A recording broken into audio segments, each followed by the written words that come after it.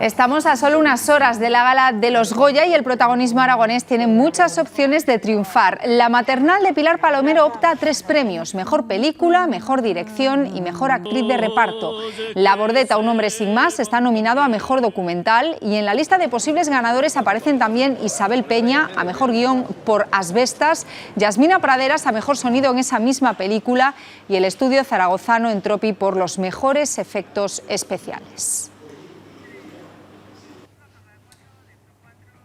Y por todo ello, un equipo de Aragón TV ha viajado a Sevilla, donde mañana se celebra, como decimos, la entrega de los premios Goya. Hoy Pilar Palomero, que ya obtuvo 2 Goyas el año pasado, ha participado en un encuentro con otros directores. Alejandro, ¿cómo vive estos momentos la directora aragonesa?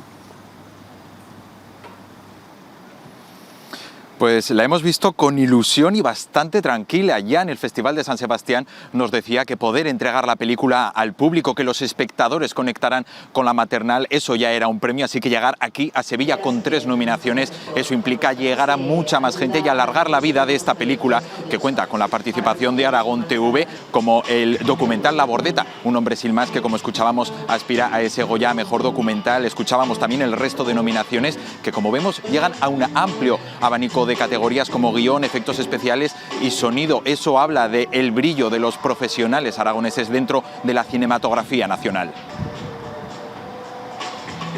3 posibles Goyas en un horizonte que se va acercando cada vez más.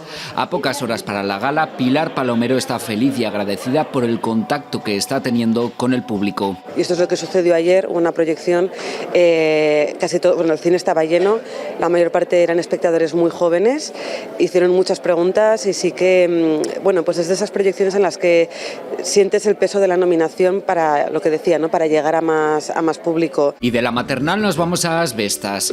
Expectativas altas entre el equipo, que opta a 17 premios. Uno de ellos es el de mejor guión, con 2 nombres propios, el de Sorogoyen y el de la aragonesa Isabel Peña. Muchísima ilusión, porque hacer una película implica muchos años de trabajo de mucha gente que se deja la piel, y pase lo que pase, estar juntas y celebrar el estar ahí ya es muy bonito. Mientras tanto, Sevilla ya está preparada para celebrar la gala. En las calles lucen los llamados cabezones, y para que todo esté perfecto hay un gran trabajo detrás, de muchos meses.